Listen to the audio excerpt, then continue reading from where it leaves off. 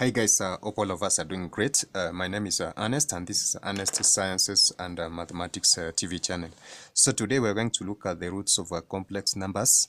And in our last discussion we had looked at the powers of complex numbers, and we see that from De Moivre's theorem there was a specific way in which we could represent the general case for powers of complex numbers.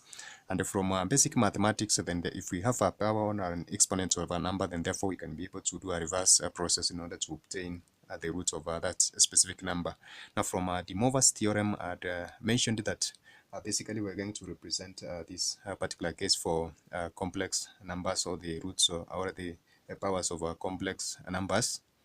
This is De Moivre's theorem. We said that we can be able to give this theorem as the phasor of that specific number, and then this is going to represent the modulus given as r, the power of r, and then we're going to have this one represented as the cosine over n theta plus I, the sine over n theta given as such, whereby we see that from De Moivre's theorem, this particular representation states that if this particular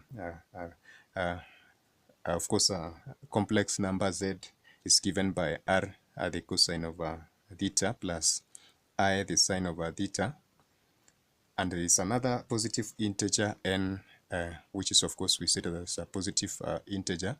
We can be able to represent the power of a complex number by giving this specific expression that I've given above. So from this one, for us to find the roots of complex numbers, we're going to try and perform a reverse process whereby we're going to use a general representation of an arbitrarily complex number, w, which is going to be given as a plus bi, using this rectangular form or rectangular representation. So if this particular number represents an nth root over another complex number, so if w, which is a complex number, represents an nth root of another complex number z, so we can be able to give this particular number, or rather the phasor, using a plus bi. We're going to see that we can be able to obtain this specific number z by trying to give this one in a power of n times. So this is going to represent basically the value for z, this particular phasor that I've given representing z.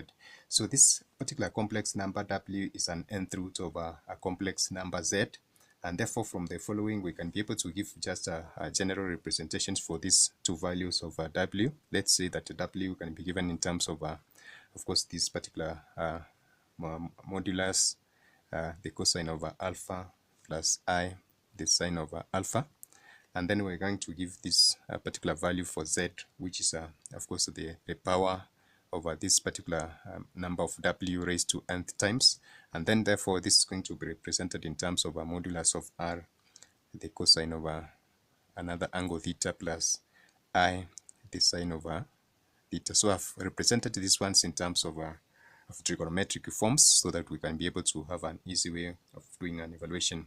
So therefore this is going to imply from a specific discussion on these particular powers that we can be able to have a z represented as a power of or rather the phase of z represented as a power of w given as such. So therefore implying from this specific example, if we try to represent z in terms of this particular value for s, we are going to have it from De Moivre's theorem represented, the power of s represented in terms of Sn, and then the cosine over n alpha plus I, the sine over n alpha given as such, which is going to be equivalent. So this is going to be a number that has been raised to n times in order to obtain the value for z, which we have given in this particular case. So therefore for us to try and find the values of this equation, this is going to be the value of a w raised to a particular number n, which is going to give us this specific value.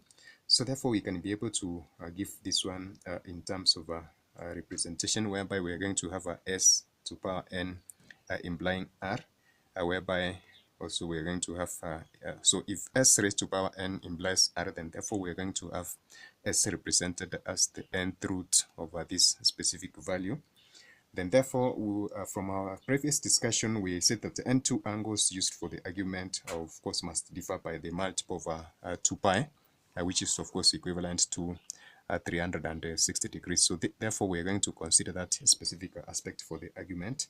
And since our argument in this case is going to an argument for Wn, which is of course equivalent to this phasor, it's going to be either in terms of a value of n alpha or theta. This is our specific representation for this particular value for the argument of W.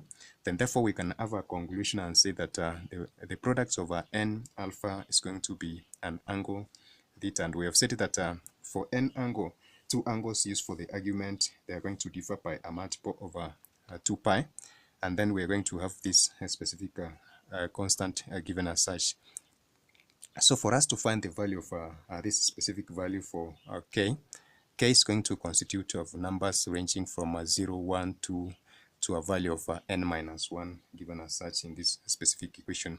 Therefore, we can be able to represent this particular case for, or we can be able to represent, so this was a value represented as theta plus 2 pi k, where k is going to represent the 0, 1, 2, and n minus 1. So for us to find the value of this particular angle or the argument for alpha, this is going to be, of course, the ratio between theta and 2 pi k over n. So basically, we're going to find alpha as a subject of this specific formula. Let's say that this is formula 1, then therefore we're going to have formula 2 representing alpha given as such. So therefore, in summary, we're going to see that for n value that is going to be a positive integer of n, we can be able to represent a complex number of n distinct roots. So n is going to represent a positive integer, as we said. So for n distinct roots, we can be able to represent the nth root of of course, a complex number by using a general representation, whereby we're going to have it represented as the modulus, the root of the modulus of n, given as such, and then we're going to have the cosine. So we're going to have this argument represented by theta 2 pi k over n, as we have stated. This is going to represent the value for alpha, and then plus the I, the sine over theta plus 2 pi k over n, and this is going to be, of course, the sum of this specific case. So we have said that the value of y is going to be confined within these specific values for 1, 2, and n minus 1, given as such. So therefore, this implies that the specific root of this specific complex number is going to entail the roots that are going to have the same modulus, which is going to be represented as the nth root of r. And then the difference in the argument over alpha is going to be given by this specific formula that I've given above, where k is confined within the values of 0 to n minus 1, which is of course a positive integer in that specific case. So we're going to give this particular roots, of course, by the degrees that I've mentioned between 2 pi, which is equivalent to 200 and 360 degrees.